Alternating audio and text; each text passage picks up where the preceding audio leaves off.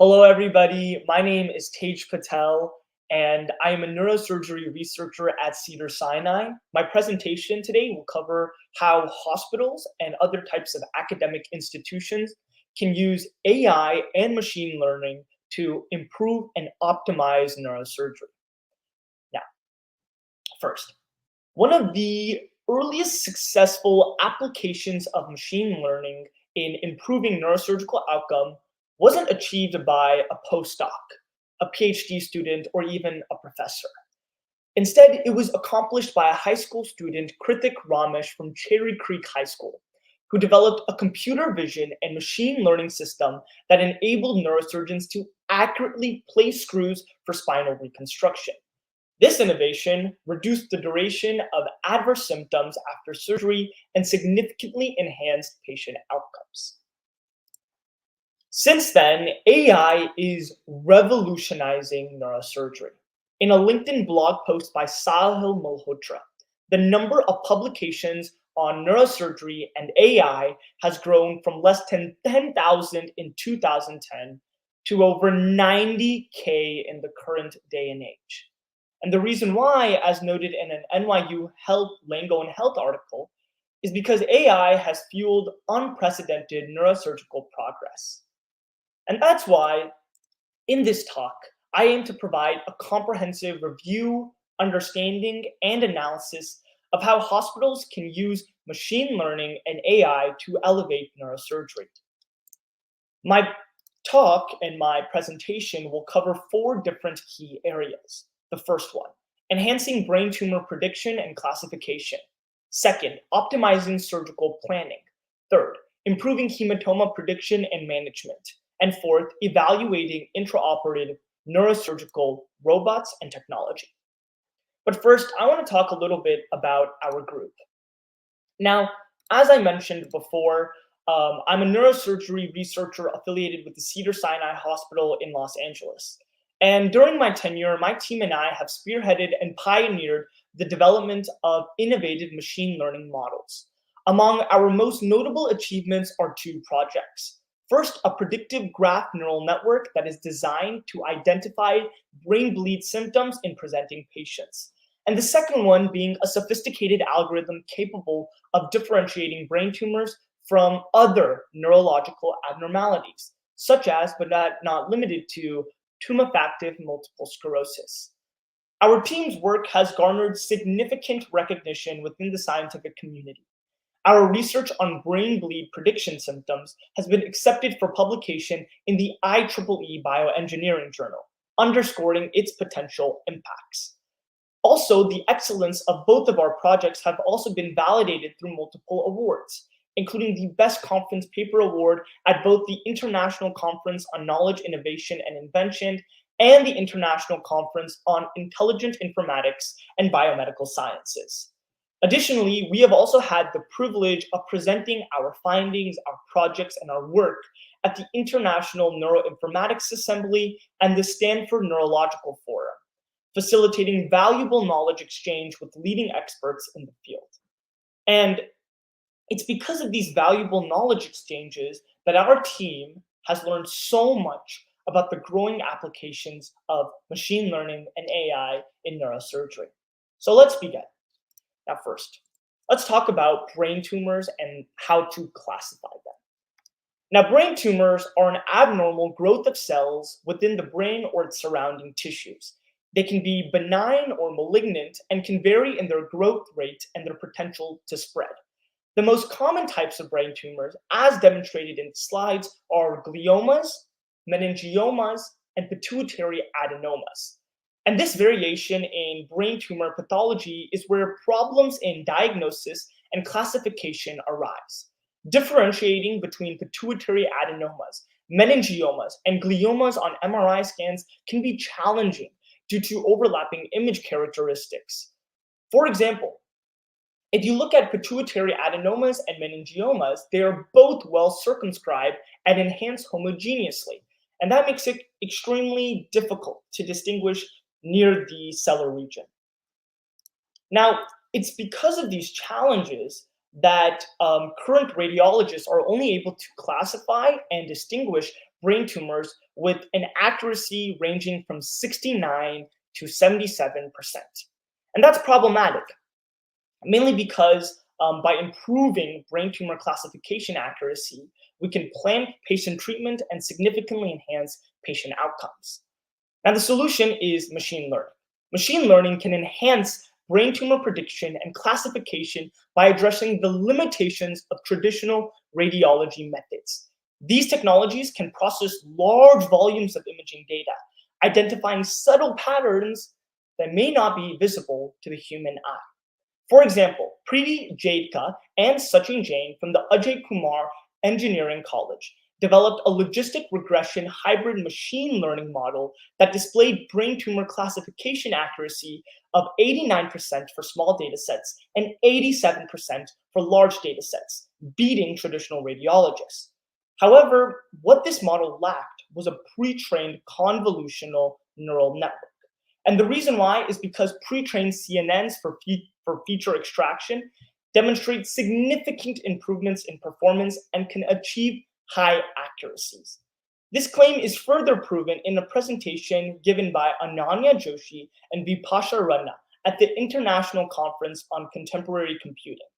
In their seminar, they compared various machine learning algorithms, such as support vector machines, k-nearest neighbors, and they found that deep learning algorithms, such as convolutional neural networks, are the best models in brain tumor classification. Now, why exactly is that? Well, convolutional neural networks are considered the gold standard in image classification because they are better designed to detect important features in images, such as edges, textures, and shapes. This is crucial, mainly because different types of brain tumors exhibit distinct visual features that require precise differentiation, an area where convolutional neural networks excel.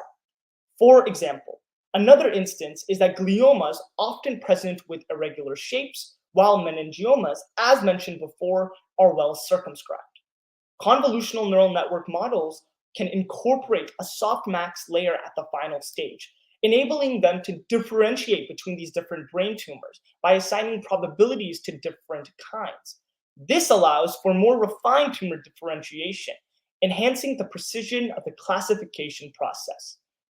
These two capabilities enable convolutional neural networks to achieve over 95% accuracy in brain tumor classification, surpassing traditional radiologists and improving healthcare for all.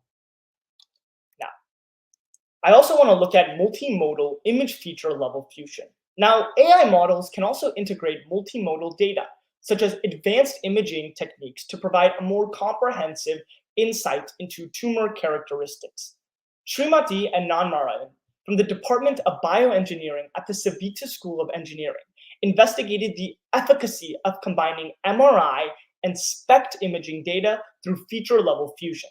They found that MRI offered detailed anatomical information and high contrast for soft tissues, making it effective in identifying the shape and the location of the brain tumor. In contrast, SPECT imaging provided essential functional information by assessing blood flow and changes in brain function. And this was crucial for understanding the metabolic activity and function of various brain tumors. Together, the duality of these imaging modalities complemented each other, and that led to the support vector machine described in the paper achieving a classification accuracy of 96.8%. Now, overall, I believe that hospitals and academic institutions should adopt these deep learning algorithms, such as convolutional neural networks for brain tumor classification and prediction. And while current limitations, such as scarcity of labeled data sets and limited computing power, pose challenges, these barriers, I believe, are likely to diminish with the rapid advancements in AI technology. Now, next, I want to look at optimizing surgical planning in neurosurgery. First, AI and machine learning can enhance and optimize surgical planning, a preoperative process focused on determining the most effective surgical steps tailored to each patient's specific condition. This is first demonstrated by a research study completed by Schoenfield and Viravagu from the Stanford AI and Neurosurgery Lab, in which by using deep learning, they were able to effectively predict the likelihood of patients who needed revision surgery or surgery again within 3 months of cervical spine surgery. This predictive capability is crucial, and it was crucial as it enabled healthcare providers to tailor preoperative and postoperative care more effectively. And that allowed hospitals to efficiently allocate resources by preparing for any additional surgeries that a patient may require. But secondly, this technology can also be employed for preoperative patient selection, which is the process of evaluating and identifying patients who are suitable candidates for a specific neurosurgery. A review article written by Lopez and Lehman at the Department of Orthopedic Surgery at the Columbia University Medical Center wrote how AI can accurately assess a patient's medical history and current health status to determine the risks and the benefits of the surgery and the patient's length of stay. This can assist surgeons in selecting appropriate candidates for outpatient procedures, freeing up hospital beds and thereby increasing efficiency in neurosurgical operations. An instance where this is highly beneficial, as demonstrated in the slideshow, is for patients undergoing posterior spinal fusion, which is a procedure where 2 or more vertebrae in the spine are joined together to alleviate pains caused by conditions such as scoliosis, for example. This procedure, performed more than 342,000 times annually, can either allow patients to be discharged immediately or it can require extended hospitalization.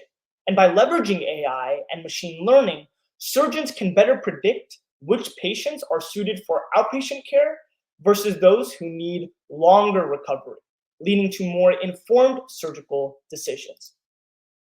But lastly, and finally, in the context of spinal surgeries, which account for 70% of a neurosurgeon's time, according to Nature Spine Surgery, AI can also play a critical role in predicting osteoporotic vertebrae, which is bone loss density. Using machine learning regression algorithms, it can estimate the T-score of vertebrae based on factors, clinical data, such as age, sex, and Hounsfield units. Now, the T-score is very important as it can enable early identification of osteoporosis, allowing for better surgical planning and reducing the risk of complications such as factors during or after spinal surgery. Now, next, I want to talk about hematoma or brain bleed management. And I first want to do this by discussing the Cedars Sinai project that I was a part of. We looked and we examined 3 different types of brain bleeds and hematomas. The first one was an epidural hematoma, and that occurred between the skull and the dura mater. The second one was a subdural hematoma, and that was caused by a tear in the bridging vein between the dura mater and the arachnoid mater. And the last one was a subarachnoid hemorrhage that occurred in the space between the arachnoid mater and the pia mater. And that resulted in bleeding that mixed with the cerebral spinal fluid, which is fluid in the brain, and could occur severe headaches. And the next thing I wanted to note is basically the symptoms association. We associated each kind of hematoma with its most prominent symptom. For the epidural hematoma, we associated it with loss of consciousness. For the subdural hematoma, we associated with headaches. And for the subarachnoid hematoma, we associated it with aphasia. Our machine learning model was a graph convolutional neural network. To put it simply, it's a convolutional neural network that is fed inputs and graph data, in which the nodes are the pixels within the segmented hematoma or brain bleed regions, and the edges are the spatial proximity to those connecting pixels.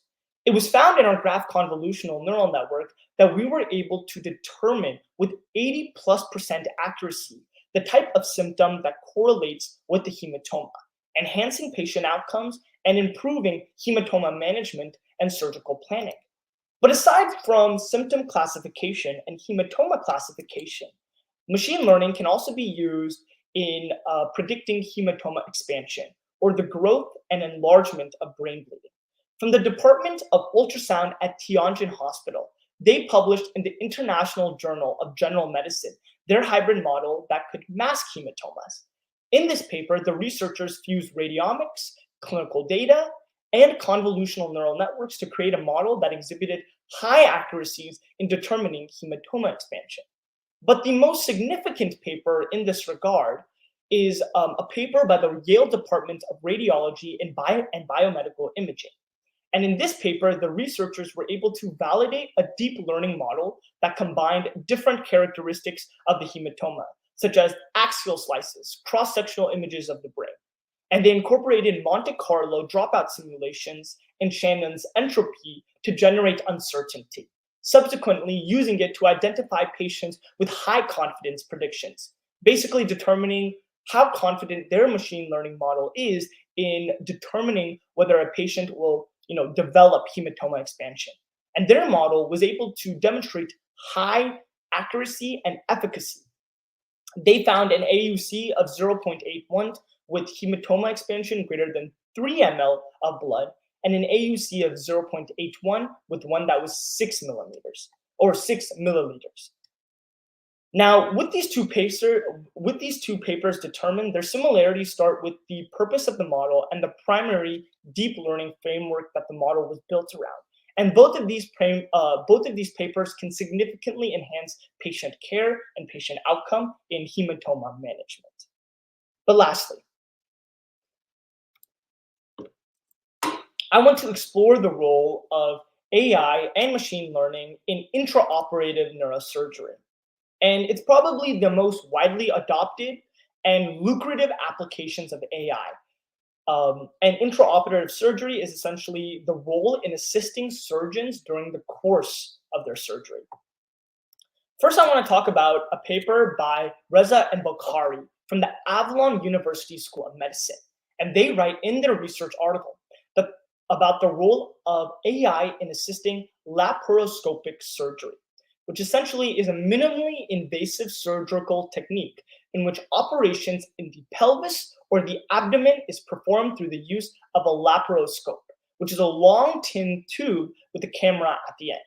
Now, these systems were designed to analyze live video feeds from cameras or robotic surgical platforms, and that enabled real-time tracking of surgical instruments and their precise movements. And by doing so, these surgeons were able to correctly identify the position of instruments relative to critical anatomical landmarks, such as specific sections of the pelvic and the abdomen. Now, furthermore, in addition to real-time tracking, these systems also provided surgeons with augmented reality overlays and visual cues projected onto the surgical field.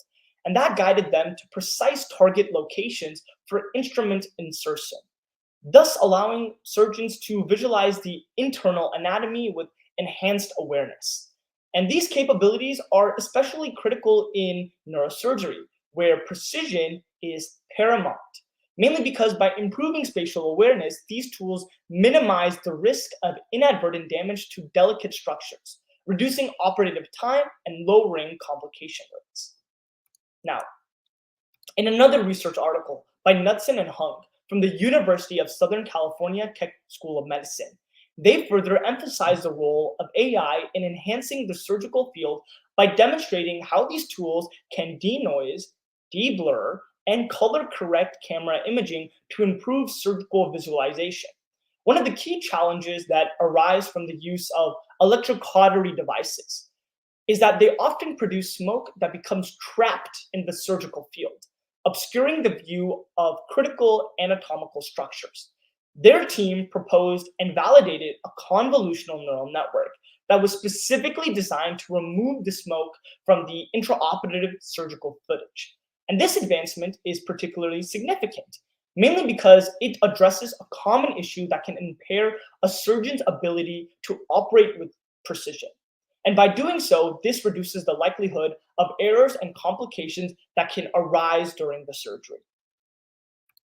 Now, in addition to aiding in brain tumor classification, AI and machine learning can play a pivotal role in facilitating brain tumor removal during surgery.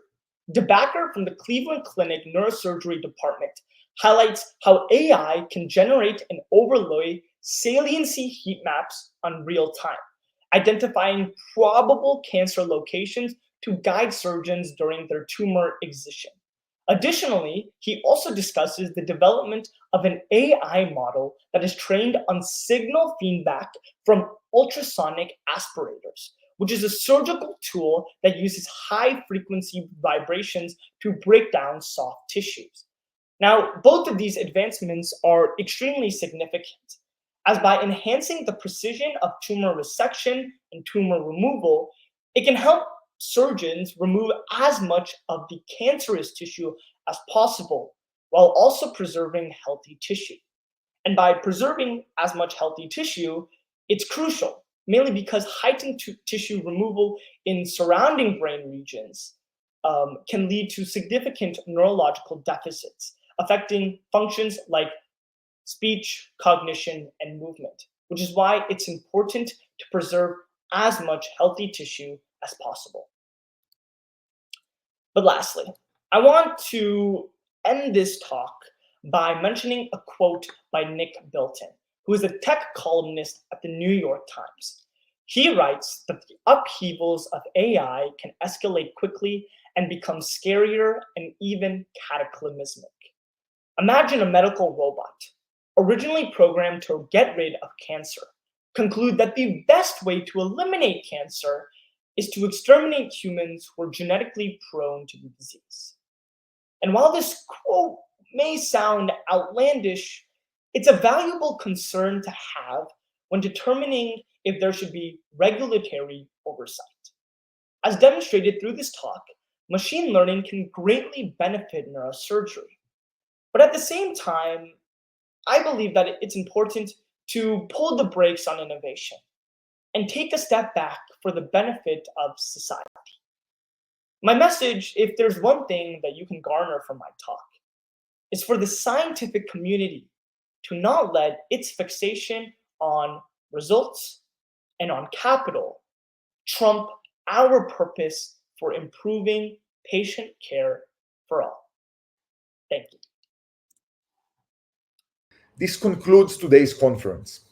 I would like to extend my appreciation to the speakers for their comprehensive discussions on putting generative AI to work in healthcare and life science. We have seen firsthand the potential of this technology as well as the challenges, from precision oncology and drug discovery to cancer detection and improving hospital operations. We will continue tomorrow at noon Eastern Time for the third day of this 5th NLP Summit. We will talk about putting generative AI to work in finance. Enjoy the rest of your day and see you all tomorrow.